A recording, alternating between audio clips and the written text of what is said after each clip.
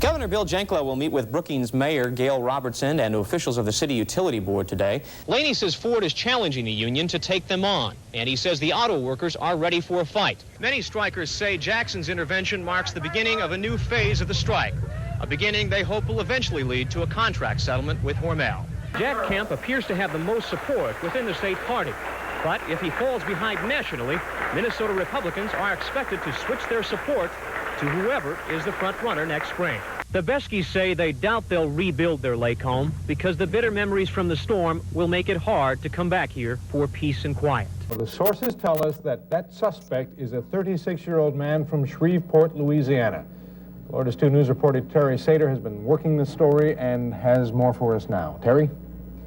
Well, Steve, keep in mind this is a breaking story. There are many things that we don't know yet, but here's what we do know. The suspect has not been charged in the killings, but sources tell us that physical samples from the suspect are being checked against those found by investigators at the Gainesville murder scenes. The suspect is the son of a retired Shreveport police captain. This Winn-Dixie in Ocala was robbed last September. Police say it was 36-year-old Danny Rolling who did it. Again, we repeat that Rolling has not been charged in the murders. He is from Shreveport, Louisiana, and police there are investigating a triple murder that is very similar to the Gainesville slangs. Lynn Sater has more on that story. Lynn? Yeah, Terry, Gainesville and Shreveport, Louisiana investigators have been looking at similarities in these cases for months now. First, Shreveport investigators told us no, there was no link between their murders and that of 5 students in Gainesville at the University of Florida. Now, sources on the inside tell us that there could be a link through DNA fingerprinting. How do you begin now to make up for that time? Is there a way to get those years back? Those weren't wasted years, okay? And they weren't empty. I lived through them. I learned some things from them. We have Terry Sater now live to continue our storm team coverage. Terry? Hundreds of homes and businesses are damaged here, as well as who knows how many boats. We have one tossed up in the median, another one farther down, a cabin cruiser right in the middle of Highway 98. This is part of someone's dock that washed up from across the water over there. I'm in Navarre Beach. I'm riding in a Humvee with the 2nd of the 124th Infantry of the Florida National Guard. This is what the president is going to find tomorrow when he arrives here in Osceola County. This is a refrigerator that used to be in somebody's kitchen. It's nothing but junk now. Here's a VCR. It was in somebody's living room. Terry Sater brings us the latest from Daytona Beach. We had to actually scout out an escape route for ourselves just in case the storm surge comes up. And I'm going to hold the photographer here a little bit, too. It's hard to hold the camera in the wind. You're watching WESH, News Channel 2 at 6. With Shannon Honoree. Terry Sater. We're excited to announce some big news tonight. I'm about to be replaced. That's right. Anchor reporter Terry Sater is joining the 12 News team. And Terry stopped by to say hello today. He's thrilled to be bringing his family to Wisconsin. If you don't know how important Les Paul is to the music world, this is one of the guitar models named after him. It's a Les Paul 58 Standard, and Gibson says more #1 songs have been written on this model of guitar than any other guitar in the world. Parents don't like me, but the kids like me. Les has played for presidents. That was probably one of the most exciting times in my life, was to play for FDR. I'm standing in the middle of County Road A at the base of Lake Delton, or what's left of it. The floodwaters took out about 400 feet of the road, also washing away 3 homes downstream. And the people who shot home video watched it all happen in stunned amazement. Well, we came up on weekends. This was like a retirement home. There it is. There we go. And action.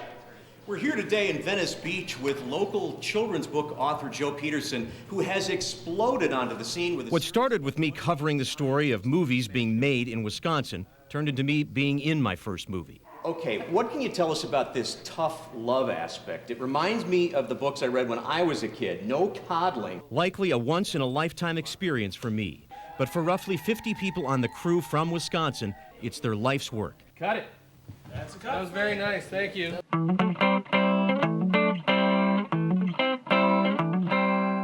Still flying like an eagle on Summerfest's 45th anniversary, Milwaukee-born Steve Miller returns home in his 45th year of touring and recording. Always wonderful to play Summerfest. We've played it many, many times. A peaceful Sunday morning in a house of worship shattered by deadly violence. A gunman opens fire at a Sikh temple in Oak Creek. Multiple people are dead.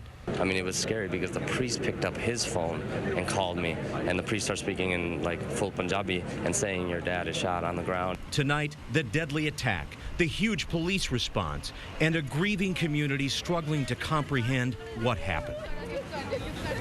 Good evening and welcome to 12 News extended coverage of the Sikh temple shooting. This is a place of worship, a place that today was supposed to be an amazing day for them to learn more about their faith, to be together as a family of believers and a family of people who, you know, love this area and have called this area home. And as you can imagine, for those people who are inside when this happens, stunned disbelief, and then they try to seek shelter. There were people calling from inside of the temple, trying to reach people, family members on the outside, to let them know what had happened, what was going on. They were confused. They had tried to shelter themselves from the gunman at that point. Really unclear. They know what they saw, but again, very confusing at the outset of this. What we now know, 7 people dead, 4 inside the temple, 3 outside. We have a law enforcement officer who confronted the gunman outside. That gunman is one of the 7 people who is dead, and 3 people, including the officer, now taken to Frederick Hospital undergoing emergency surgery. Hi there. Hello. You Lauren Whitlow? No, he's not home right now. Terry Sater from Channel 12. Yes. That looks like you. Yes. It is you, right, Lauren? Yes. First, I thought it was something to do with my cycling. But when urinary tract pain that started in January wouldn't go away, couldn't figure out what was going on, he saw his doctor. It was because of the pain Right. that I found out that I had prostate cancer. I'm hoping by telling my prostate cancer story that it will encourage other men to get checked and, if necessary, get treated. We don't have to be afraid of it. And he'll be back riding his bike in no time. That's my goal. Keep on pedaling, fighting through.